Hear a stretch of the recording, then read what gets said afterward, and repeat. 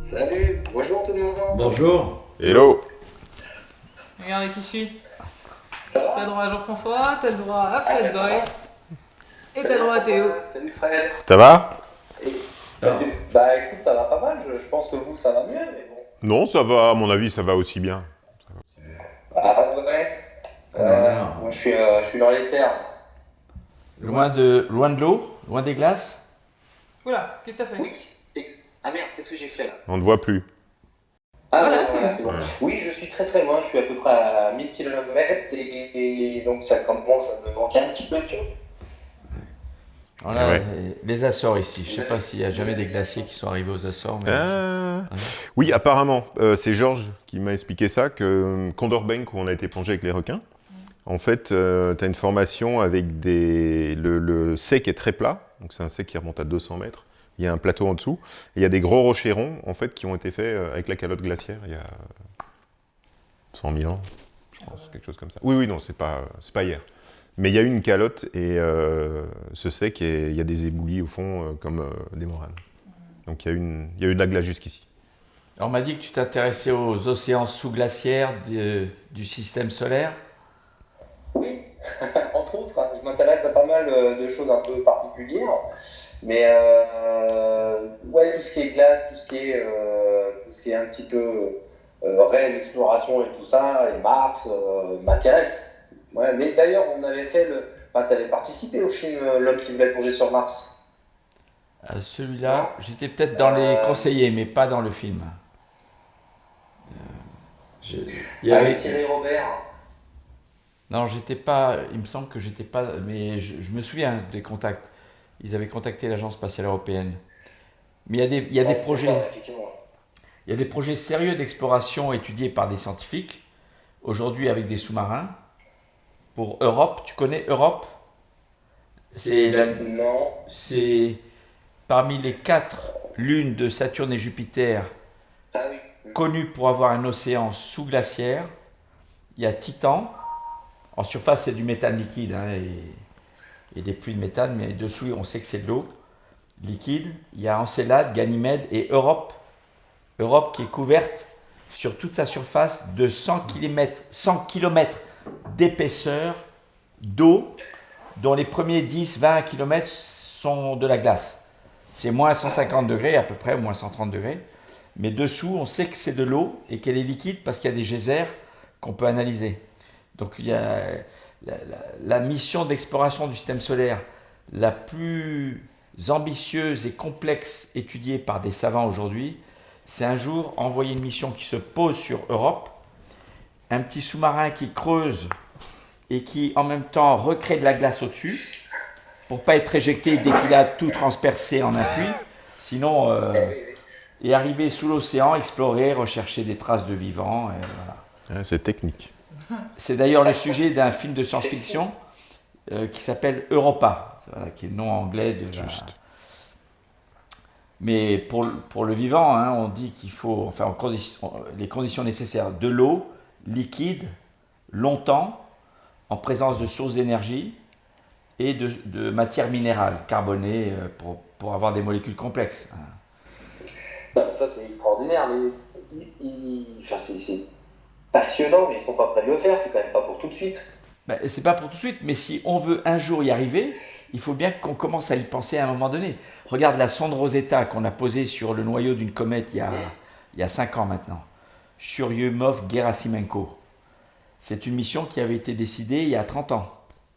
Ouais. Et elle était tellement difficile que les Américains ont dit aux Européens, parce qu'ils étaient partenaires au départ, c'est trop difficile, vous n'y arriverez pas, on se retire. Et les Européens se sont accrochés, ils se sont dit, ben, on va le faire. Et je peux te dire, quand on s'est mis en orbite autour du noyau, que l'atterrisseur s'est posé, la NASA a félicité l'Europe comme rarement, parce qu'on a fait un truc top qu'ils pensaient impossible. C'était très très fin. Mais bon, c'est de la glace, hein, c'est de la glace très sale sur le noyau d'une comète. Mais il y a des océans d'eau propre. Enfin, sans minéraux sur certains corps célestes. Mais ce qui... En même temps, ils se sont entraînés, tu sais, le lac en Antarctique sur la base russe, le lac Vostok. Oui. C'est pareil, c'est assez compliqué. C'était je sais plus combien de mètres d'épaisseur. C'était hyper difficile pour y accéder. Oui, ils ont creusé. Mais sur Terre. Ils ont creusé 3-4 km, je crois, quelque chose comme ça. Ouais, je crois que c'était un truc comme ça, ouais. Mais creuser, tu sais, quand on voit ce que les pétroliers font, tu sais que les industries pétrolières, les foreurs, pour aller chercher le pétrole aujourd'hui, ils ont des tubes qui descendent à environ 4-5 km, qui font un angle droit et qui vont chercher à 10 km horizontalement sous la montagne. Bon, parce que ça reste encore le plus rentable, même si c'est compliqué. Forer dans la glace, je pense que c'est pas un problème, mais si la glace bouge, je sais pas ce que tu as vécu comme glace qui bouge autour de toi, mais nous c'est le vide. Hein. Mais moi je compare plus ce que tu fais à ceux qui partiront vers Mars où il n'y a pas de retour immédiat possible quand tu es sous la glace. Parfois ton point le plus proche de retour, il est à quelle distance? Alors, ça dépend, mais ça peut être quelques minutes en tout cas pour sortir. Et comment tu fais pour te repérer? Alors, il y a principalement la ligne de vie, le fil d'Ariane. Ah, il y a toujours un fil d'Ariane. Ah, oui. Alors, c'est ce qu'on utilise principalement et assez souvent, sauf qu'à un moment, si on veut aller un peu plus loin, en fait, ou aller dans des endroits un peu particuliers, on va lâcher la ligne de vie parce que sinon, ça peut être un danger. Si les zones sont assez étroites ou si la ligne peut s'emmêler dans la glace, à un moment, en fait, on va la mettre dans un coin, la glace, et la ligne, et on va aller explorer un petit peu, sans aller trop loin, mais ça peut être aussi un danger, en fait. Le fil d'Ariane, on va dire c'est 60% ton meilleur ami, mais 40% ton pire ennemi, quoi. Oui, ce qui n'est pas le cas des sorties dans l'espace où, quoi que si, le filin de sécurité, qui est sur une bobine à ressort attaché sur le pantalon, c'est au niveau de la taille. Il faut avoir conscience en permanence dans sa tête où il passe derrière, au fur et à mesure qu'on se déplace le long de la structure, et surtout qu'il ne soit jamais emmêlé. Parce que s'il est emmêlé, on est obligé de se détacher, et dès qu'on se détache, on est sujet au moindre risque d'avoir, à un moment donné, il suffit de lâcher la poignée, elle est à 1 cm. Si tu ne peux pas l'attraper, la station spatiale est trop importante pour être manœuvrante, elle ne peut pas te rattraper, c'est foutu. Si tu dérives à 1 cm même par heure, et que tu peux pas en tendant le bras, et tu n'as pas de système de propulsion, et c'est pour ça que la NASA a introduit dans son scaphandre un système de propulsion intégré pour les sorties à partir de l'ISS. Voilà. Mais dans ton cas, puisque tu me dis que par moment, tu laisses l'extrémité de la ligne de vie quelque part, ça peut arriver dans des cas particuliers. Oui. Est-ce que tu gardes toujours un visuel vers l'endroit où elle est attachée, ou est-ce que tu plantes un drapeau sous-marin ou quelque chose pour ne pas la perdre? Il y a toujours un visuel. Par exemple, il est possible de mettre une broche à glace, de l'accrocher et après de partir, mais de garder toujours à vue. C'est-à-dire qu'on va avancer sur quelques dizaines de mètres, mais c'est des dizaines de mètres qui peuvent être assez étroits, petits, et c'est vraiment, ou alors à un moment il va falloir faire demi-tour, et c'est le demi-tour qui est compliqué si tu as la ligne qui se prend dans tes palmes, qui va se mettre pareil derrière tes bouteilles. C'est là où c'est mais un peu comme tu me racontes les astronautes, quoi. Ça peut être tout peut dégénérer assez vite en fait. Voilà. Et qu'est-ce que tu peux te permettre de porter comme outil performant pour pallier des problèmes, casser la glace ou tu peux pas creuser la glace quand c'est trop épais? Jusqu'à quelle épaisseur tu peux tenter de remonter là où tu es? Alors, ou pas du tout, quand c'est dans l'eau douce, alors elle est très très solide, l'eau douce, on va dire que 10 cm, on ne casse pas. C'est très très solide, on marche dessus sans aucun problème. L'eau de mer, on va dire que jusqu'à 5 cm, on peut le casser à peu près. Voilà. Mais voilà, au-delà de 5 cm, Fred, tu l'as fait aussi, tu étais au pôle Nord, c'est hyper solide, la glace, elle est extrêmement dure. Quand on faisait des trous, c'était avec des tronçonneuses, ça met des heures. Donc là où tu es, il ne faut pas envisager de se perdre. de casser pour remonter là où tu es. Tu dois revenir par où tu es arrivé, en fait. Par la ligne de vie qui te ramène, ouais. Et vous êtes toujours à deux. Non, complètement. Le buddy system, Alors, toujours. Minimum. dans l'idéal, c'est d'être deux. Mais c'est pareil, quand on est deux, on n'a pas deux lignes, en fait. Nous, quand on plongeait régulièrement, on était soit avec un caméraman ou un photographe. Lui, il l'a pas, par exemple. Parce qu'il doit être toujours à côté de moi. Deux lignes, c'est le meilleur moyen de s'en mêler.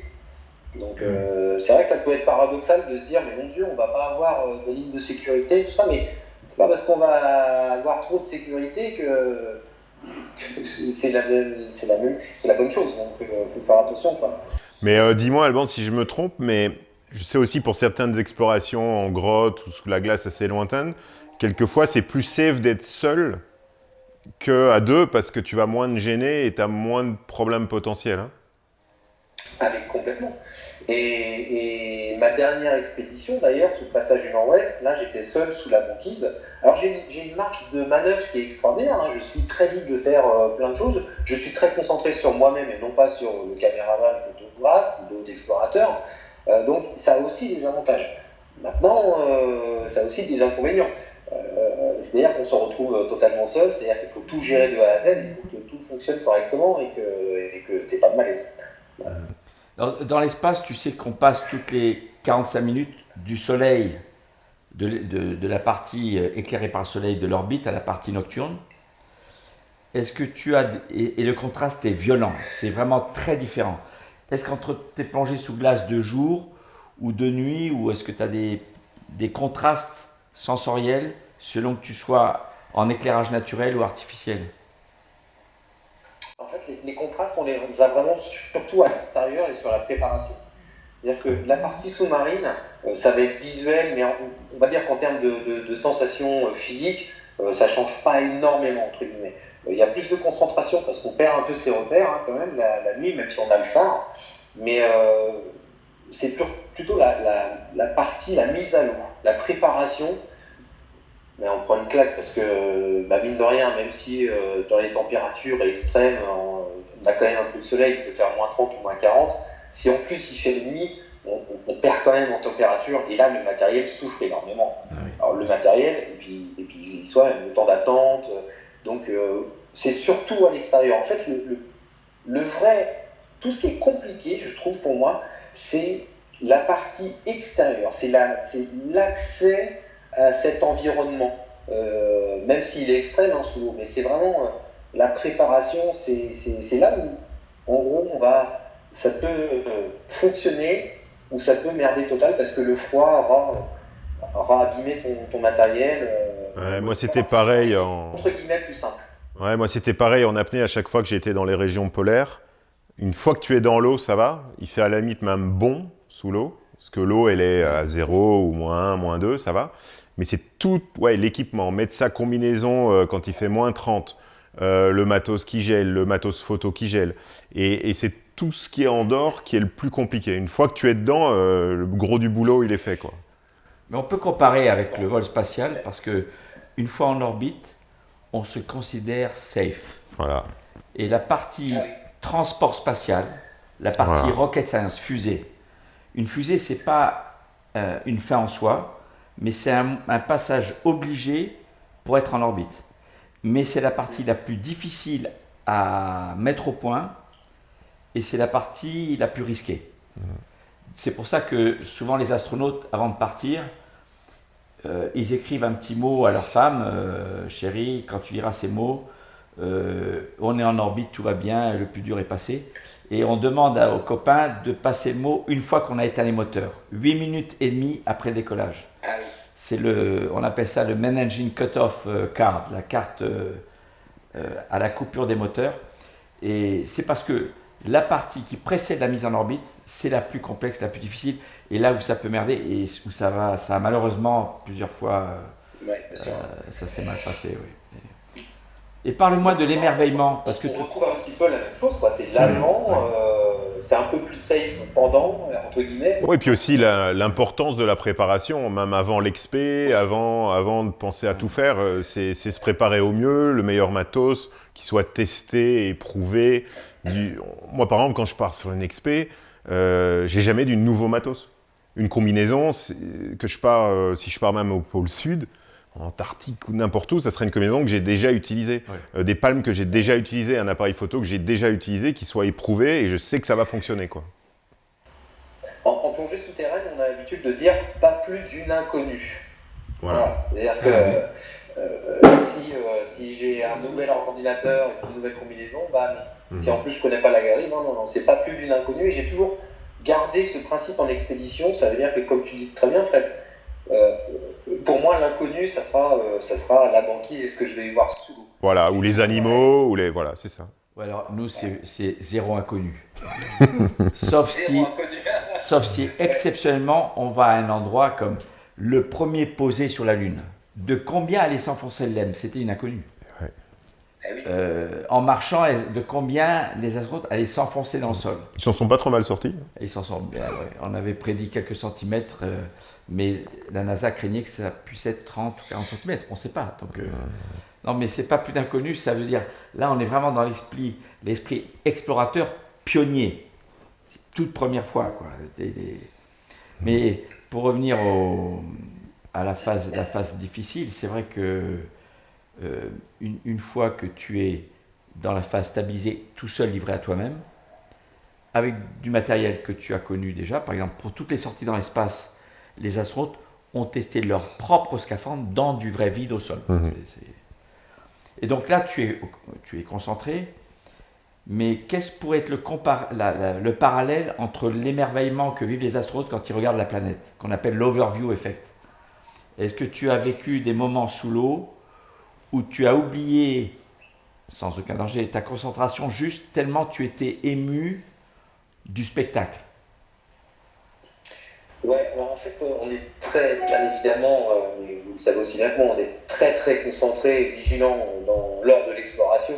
Mais c'est vrai que je me souviens très bien de ma dernière aventure où à la fin, au retour, je lève la tête et là j'ai 2 mètres, un peu plus de 2 mètres d'épaisseur de glace et je vois ce petit trou au bout que j'avais fait plus ou moins arrondi, un peu triangle, j'ai fait ce que j'ai pu surtout, et ça me faisait penser à ce que tu voyais, cette planète Terre en fait, parce que je voyais le ciel bleu au loin, comme j'étais comme un astronaute qui regardait la Terre. Ça m'a vraiment fait cette sensation. Et c'est vraiment à la fin où je suis sous le trou, j'ai fini la plongée, j'ai plus qu'à remonter. Ouais, mais moi, ça peut m'arriver aussi. Moi, ça m'est arrivé de ne pas prendre de photos. Ouais. Ah, oui. Donc, je suis à l'eau, il y a une rencontre animale qui se fait, et en fait, je suis là et je profite de la rencontre, mais j'oublie de faire les photos. Et après, tu t'en veux? Non, je m'en veux pas. Non. Je m'en veux pas, mais je sais aussi que si je regarde la scène sans prendre des photos, j'en ai des meilleurs souvenirs que si j'en ai pris des photos. Et quand je suis arrivé en Antarctique, je me rappelle, pendant les 4 premiers jours, j'ai pratiquement pas touché à l'appareil photo. J'étais tout le temps comme ça, parce que c'était tellement un choc visuel et tout ça, que j'avais besoin de m'en imprégner avant de travailler et de faire des photos. D'ailleurs, en apnée, est-ce que selon la température, il y a une capacité de rester plus ou moins longtemps? Oui, bien sûr. En eau froide, on va rester généralement 45 minutes, 1 heure. Après, on a tellement froid. En fait, c'est les mains. En apnée. Oui, en apnée. Hein. En fait, la séance va durer 45 minutes ou 1 heure. Et les apnées vont être moins longues parce que le froid est vraiment consomme beaucoup d'énergie. Donc en apnée, tout ce qui est source de consommation d'énergie, donc rien que le fait de lutter contre le froid, de maintenir une température corporelle, on est vraiment, ça nous limite dans les performances entre guillemets, le temps qu'on va pouvoir passer dans nos apnées. Et également le froid, au bout de 45 minutes, 1 heure, on doit sortir. Mais alors, dans votre domaine, ce qui est encore très peu le cas du spatial, à part 7 milliardaires, aujourd'hui, le matériel, les procédures, les réglementations vous permettent d'amener des néophytes, des non-professionnels. Oui, tout à fait. votre expérience. Tout à fait. Moi, ça m'est arrivé d'amener des gens qui avaient très très peu d'expérience dans l'eau, plonger avec des requins blancs. Dans certaines conditions, et voilà, également en apnée, on a les techniques d'entraînement où quelqu'un qui n'a jamais fait d'apnée, au bout d'1 ou 2 séances en piscine, il va pouvoir arriver à 3 minutes ou 4 minutes d'apnée, juste par la méthodologie. Ah oui. N'importe qui. En plongée bouteille, je pense que c'est la même chose. Alban, toi, tu faisais des baptêmes de plongée sous glace à des gens. Hein. Ouais, complètement. Moi, j'avais repris l'école de plongée à l'époque, en 2000. Et c'était un peu réservé quand même à une forme d'élite. Il fallait déjà être plongeur, assez fort, balèze, etc. Et puis petit à petit, le matériel a évolué quand même. Voilà. Aussi, hein, et le matériel était beaucoup plus simple et beaucoup plus performant qu'avant. Et puis on a mis en place petit à petit voilà, des baptêmes de plongée. Vous ne savez pas plonger, vous avez peur, mais en gros, venez. Et comment vous vous assurez que le client que vous ne connaissez pas au départ ne va être dans le gabarit de comportement, de personnalité qui vous donne confiance sur la possibilité d'amener dans ce milieu extrême? Mais ça dépend d'où on va l'amener. Tu vois, je parle des plongées avec les requins, par exemple. Ici, je suis confiant que si j'amène des gens avec des requins bleus ici, même s'ils ont zéro expérience, qu'ils sont un peu stressés, ils vont pouvoir bien s'en tirer et au bout de 10 minutes, ils vont être complètement à l'aise. Par contre, avec des animaux un peu plus difficiles, par exemple, on parle du requin blanc, là, c'était quand même des gens qui avaient une certaine expérience des rencontres animales avec lesquels j'avais déjà plongé. Oui. Pour voir comment ils se comportent dans l'eau, la manière dont ils bougent, leur gestion du stress et tout ça. Donc il y a un peu une gradation dans la difficulté. Mais je veux dire, amener des gens avec des requins basiques, tout le monde peut le faire, vraiment. Et sous glace, c'est combien de personnes par an que, par exemple, que tu amènes sous glace ou que tu as amené quand tu faisais ça régulièrement ou... On était sur une moyenne de 1000 personnes à peu près par an. Ah ouais. Alors, il y avait des plongeurs dans l'eau, mais ça représentait 50%. On avait 50% de plongeurs et 50% de non-plongeurs, c'est à peu près ça. Et je crois qu'il y a... La première chose, c'était les gens qui venaient nous voir, qui nous dit « j'ai peur, mais j'ai envie ». Le fait d'avoir envie, déjà, Ça change tout. Ouais. Voilà, ça change tout. En mer, on le voit aussi, ou quand tu as des familles, des fois tu en as un dans la famille qui n'a pas forcément envie, il le fait parce que tout le monde... Mais là, c'est vrai qu'on le voyait un peu différemment. Les gens réfléchissaient quand même à 2 fois. Et après, ils pouvaient avoir peur, c'était pas un problème pour nous, parce que j'ai toujours considéré que la plongée sous la glace, c'était comme un baptême en parapente. C'est-à-dire que tu as le pilote qui est derrière, tu as le client qui est devant, et puis le pilote, il va gérer toute la partie balade, et la personne, elle est là, elle va observer et elle va profiter du paysage. La partie plongée sous glace, c'était la même chose. C'est-à-dire qu'on les accompagnait, on leur demandait de se mettre dans une position particulière, on leur demandait de respirer avec le détendeur et de profiter du paysage. Et nous, on gérait la partie plongée. Donc c'était à peu près la même chose. Et la personne la plus âgée avait 77 ans et est arrivée avec sa canne à l'époque. Et la personne la plus jeune avait 11 ans. Et voilà, donc c'était vraiment accessible au plus grand nombre. C'était chouette, quoi. Ouais, ça c'est chouette. Parce que dans le cadre du tourisme spatial, qui n'a pas vraiment démarré, les personnes n'ont pas peur, mais elles ont envie, elles sont très riches, et elles passent par un processus de sélection pour les déclarer aptes, puis d'entraînement, qui est quand même un investissement personnel lourd en termes de temps consacré à faire une activité auquel ils ne sont pas du tout habitués. Bon, on est encore loin d'introduction, et c'est cher à cause de l'énergie mise en jeu nécessaire pour aller dans l'espace. Hein, mais... Les vols spatiaux et touristiques, c'est prévu pour quoi? Dans 2, 3, 4, 5 ans? Alors, le vol suborbital, donc on donne juste assez d'énergie pour avoir l'élan permettant d'atteindre l'espace. Donc on atteint 100 km, mais comme on n'a pas la vitesse horizontale permettant de tomber en suivant la même courbure que la Terre, c'est le principe de la satellisation, on retombe tout de suite et on est 4 minutes dans l'espace pour 250 000 € le ticket. Voilà. C'est le Spaceship 2 de Virgin Galactic, qui est soutenu par Richard Branson, et le New Shepard de la société Blue Origin, fondée par Jeff Bezos, le fondateur d'Amazon. Ce sont les 2 véhicules privés qui sont très proches, à quelques mois, de commencer des vols avec des touristes fortunés qui veulent vivre l'expérience du vol spatial. Mais ça va durer très, très peu de temps, c'est 4 minutes.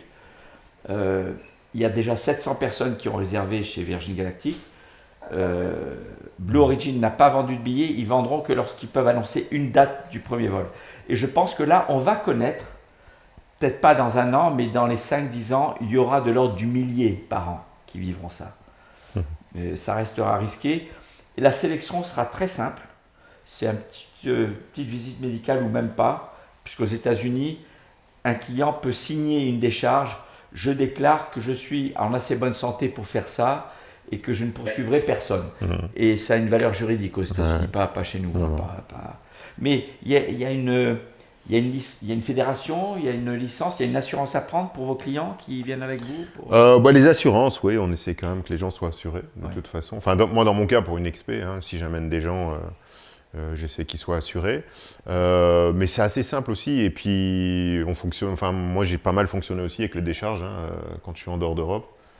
Quand j'amenais les gens au Mexique avec des requins blancs ou différents types d'animaux, bah oui, ils signent un papier, et puis advienne que pourra. Mais généralement, j'ai toujours ramené tout le monde.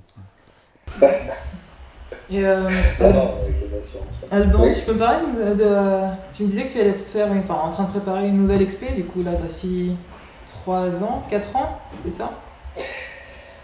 Oui, a priori, la prochaine expédition, alors c'est encore le monde arctique, c'est encore le monde polaire parce que j'en suis tombé amoureux, parce que je trouve qu'il y a beaucoup de choses à y faire, parce que voilà, c'est mon truc, je trouve. Donc, ça serait encore une grosse équipe là. C'est très ambitieux et pour faire vraiment un résumé, ça fait quelques années que je travaille dessus, c'est quelque chose qui me dépasse encore un peu aujourd'hui, mais ce serait un habitat sous-marin avec les technologies du futur. Parce que on est, enfin vous le savez aussi, les expéditions, c'est quand même un laboratoire grandeur nature, et tout ce qui est, voilà, que ce soit des informations scientifiques, que ce soit des informations sur ou améliorer les technologies, les tests, des prototypes ou des choses comme ça, ben, si on les teste sur la réalité du terrain, en tout cas de plus proche des conditions extrêmes, ben, c'est vrai qu'on a des informations qui sont intéressantes pour les fabricants, pour un peu tout le monde. Donc voilà, l'idée ce serait de s'immerger et de rester, de tester des prototypes qui feront le monde de demain. Alors ça veut tout et rien dire, c'est général, mais voilà, des habitats qui sont plaqués par flottabilité contre la glace ou des habitats au fond? Non, alors ce sera ni au fond ni plaqué sous la glace parce que vu le poids, ça risque à la fin de saison sur la débâcle, ça risque de faire bouger la glace. Par contre, a priori, ce sera un habitat qui sera sous un ponton flottant, qui sera en équilibre, qui sera vraiment en position neutre, qui sera sous un ponton, qui sera lui-même pris dans la glace. Comme ça, on va l'installer en début de saison et à la fin de saison, ce sera beaucoup plus simple pour le récupérer. Et au moins, même s'il y a des mouvements de banquise, l'habitat va en théorie très peu bouger ou pas bouger du tout. Donc il sera pris dans la glace, quoi. La glace va se former autour et il sera intégré dans la glace. Ouais, alors le ponton entre lui-même et l'habitat en lui-même, il sera à 3-4 mètres de profondeur. Ouais, mais le ponton sera prisonnier de la glace, quoi. Ouais, ce qui va permettre de simuler aussi, parce que l'idée, c'est de me rapprocher des conditions les plus extrêmes de Mars et de pouvoir de tester énormément de choses qui peut-être serviront un jour pour les astronautes, pour aller sur Mars. Il y a plein de choses à faire. Ça peut être aussi travailler sur le confinement pendant plusieurs mois, à plusieurs aussi dans un habitat. Donc autant vous dire, c'est quand même un gros projet. Voilà, j'en suis là, mais c'est passionnant. Est-ce qu'il y a le nom? Est-ce que tu as inventé le nom du projet déjà? Oui, j'ai inventé le nom du projet, ça s'appelle la mission Sedna, parce que Sedna, c'est la déesse de la mer chez les Inuits. Ah oui, c'est sympa. C'est sympa. Je trouve ça beau, et alors, je sais pas encore le lieu exact, on verra où est-ce que je le ferai, mais c'est forcément dans les eaux polaires, peut-être au Groenland ou au Svalbard, je sais pas encore, on verra. Et on pourra y aller en apnée. Ah, peut-être bien. On pourrait y aller en apnée également, donc c'est vrai que cet habitat, il y a une partie laboratoire, c'est un petit peu comme... c'est-à-dire que j'invente pas la maison sous-marine, Cousteau l'a très bien fait depuis 40 ans, 50 ans, donc je n'invente rien. Ce que j'aimerais, c'est qu'aujourd'hui on est en 2020, ce que j'aimerais, c'est que ça soit l'habitat de 2020. C'est-à-dire qu'on a évolué depuis ce qu'avait fait Cousteau, il avait fait des choses extraordinaires pour l'époque. Aujourd'hui, avec les technologies d'aujourd'hui, on peut faire mieux, ou les technologies de demain. Donc, à l'époque, il appelait ça des océanotes. Moi, j'aimerais qu'on soit des bio-océanotes. Voilà.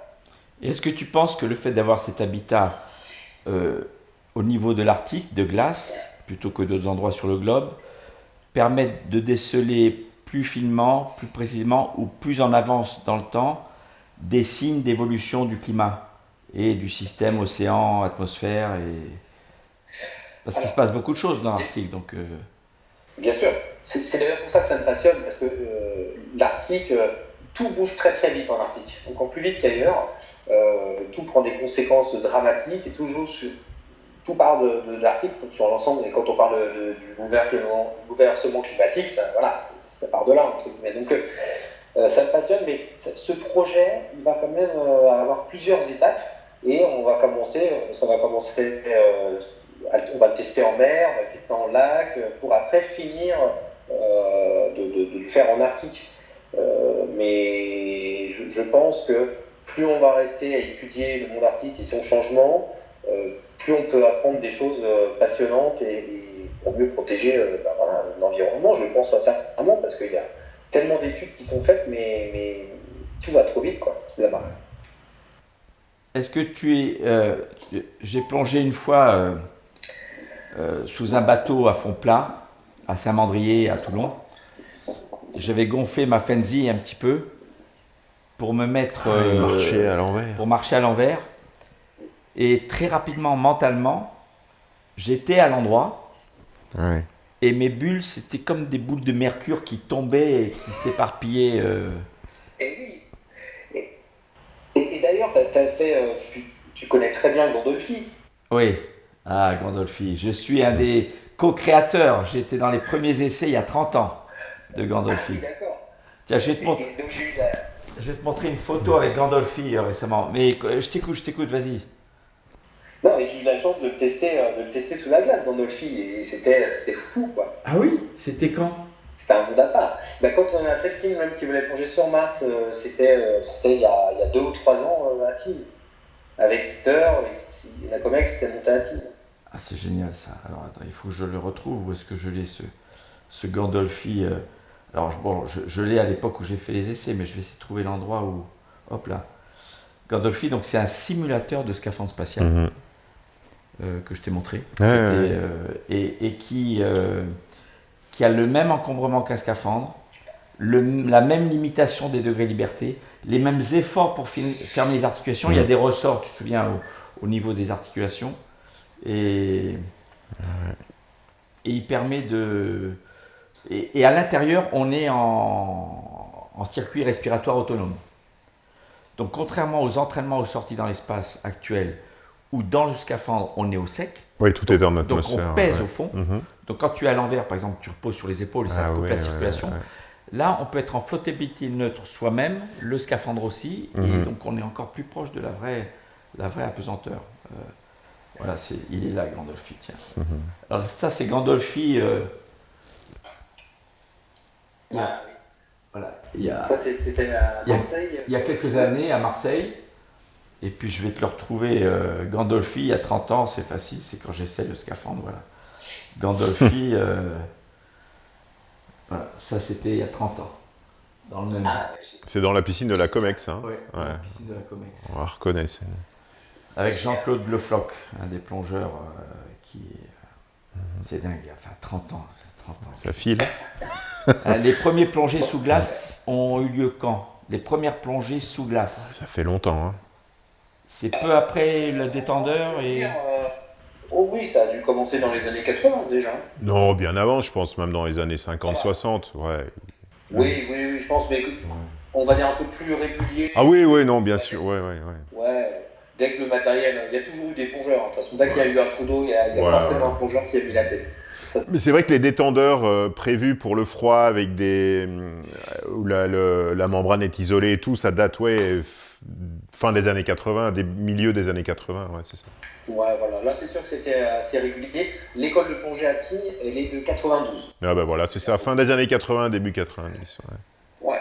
Ben alors, la question qu'on ne peut pas éviter, c'est au niveau des risques et des événements, des dangers, quelle situation la plus critique tu as connue dans ton expérience d'explorateur sous glaciaire?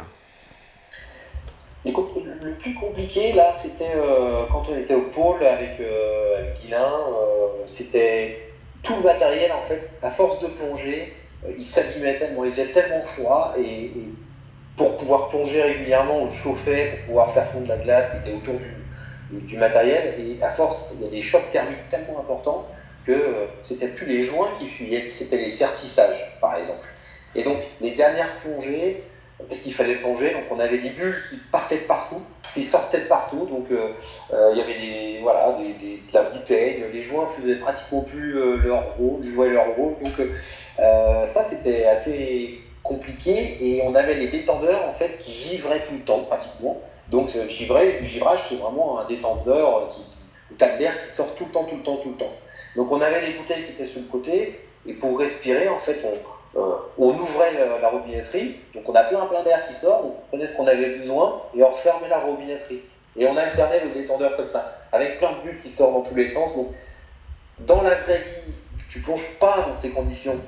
Mais comme tu es dans un environnement qui est quand même difficile d'accès, qui est aussi pour ça, mais bah, tu fais tout pour y arriver, pour plonger, donc, mais c'est techniquement très difficile. C'est là qu'il y a une différence avec l'espace, parce que bien que les températures soient extrêmes, et encore plus extrêmes que ça, de moins 150 à plus 150 degrés, pour la température de surface d'un objet exposé dans le vide spatial, comme il y a zéro humidité, on n'a pas ces problèmes. Et la plupart du temps où un mécanisme ne s'est pas déployé, c'est arrivé pour des antennes, pour des panneaux solaires, c'est quand il reste un brin d'humidité dans le mécanisme au lancement. Une fois dans l'espace, en quelques minutes, ça gèle, et quelques gouttes d'eau qui gèlent instantanément, ça te colle les mécanismes.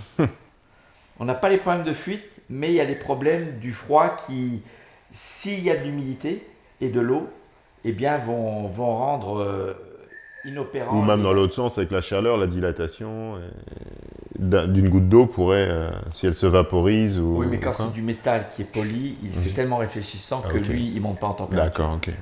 D'ailleurs, lors d'une sortie de réparation du télescope Hubble, lors de la deuxième sortie, on leur a demandé de ramener une ancienne pièce métallique qui était restée dehors pendant longtemps, dans la navette.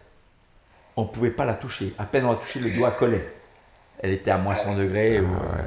Elle a mis des jours. Donc on avait des tissus. Mais la température, c'est le plus extrême chez vous.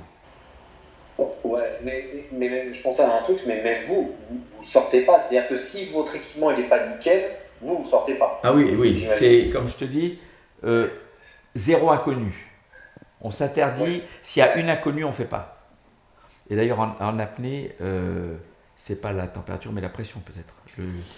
Quel est l'ennemi numéro 1 dans l'apnée? Dans l'apnée, c'est nous-mêmes. C'est tu vas transgresser les règles de sécurité ou être trop confiant ou pas assez confiant, mais c'est vraiment le facteur humain dans l'apnée. Ouais. Donc, la psychologie, l'état d'esprit dans lequel tu vas aborder une plongée, c'est vraiment ça qui va faire la différence. Oui, tu es ton propre matériel, contrairement à... Oui, on va dire que 80% est vraiment dans ton état d'esprit. Donc, à chaque fois qu'il y a des accidents ou des incidents, c'est soit parce que tu étais super stressé ou au contraire que tu étais trop en confiance. Mais on a moins de problèmes matériels parce que notre équipement est très simple. En gros, nos bouteilles, c'est nos 2 poumons. Ouais. On a juste une combinaison, des palmes, un masque. Donc l'équipement est très basique. Ouais. Mais par contre, ce qu'on va en faire, c'est notre état d'esprit qui va... Tu reposes énormément sur toi-même. Voilà. Alors que nous, bon, bien sûr, il faut... Et sur les autres aussi, parce que tu dois avoir confiance dans les gens avec qui tu plonges. Parce qu'on ne plonge jamais tout seul. Nous, la règle de sécurité en apnée de base, c'est ne jamais plonger seul. Parce que pendant la plongée, tu es tout seul, mais au moment où tu remontes, c'est là où tu peux avoir une perte de connaissance. Donc il faut juste quelqu'un qui te tienne la tête hors de l'eau, on va dire, s'il y a un souci. Mais tu dois avoir confiance dans l'autre personne parce que tu dois pouvoir te libérer de tout ce genre de contraintes. Est-ce que je suis en danger? Est-ce que je suis en sécurité? Donc, et quand tu plonges avec les animaux, c'est encore plus important d'avoir quelqu'un qui veille un petit peu de l'extérieur, qui va pouvoir voir une situation et juger une situation. Donc c'est plutôt le facteur humain qui est très limitant en apnée, plutôt que la partie technique et matérielle. Surtout que chez tes clients, s'additionne à l'expérience de maîtrise de son apnée, l'expérience de voir un animal, la peur dont tu parlais tout à l'heure, un animal qui s'approche, énorme. Oui, mais même moi, même sans client, quand tu plonges avec un animal, tu ne sais jamais comment il va réagir. Même si tu connais ce type d'animaux. Tu dis ça se comporte comme ça en général, mais chaque animal a une personnalité. Les requins, on le voit, il y en a qui sont plus curieux dans la même espèce, d'autres moins. Un cachalot, c'est pareil. Donc on ne sait jamais quelle va être vraiment la nature de cette rencontre. Et c'est un peu notre attitude qui va déterminer la nature de la rencontre. Bon, merci beaucoup, hein, c'est très sympa et ton monde est fascinant parce qu'il est peu exploré et je suis sûr que tu vis des émotions liées aux formes, aux éclairages, aux couleurs et aux sensations qui doivent être très très spécifiques et uniques à ton monde, à ton univers. Donc on a besoin de gens comme toi pour l'exploration spatiale. Ciao. J'adore. Merci beaucoup. Salut Alban. Ciao. À bientôt. Ciao, Alban. Salut tout le monde. Salut Marie.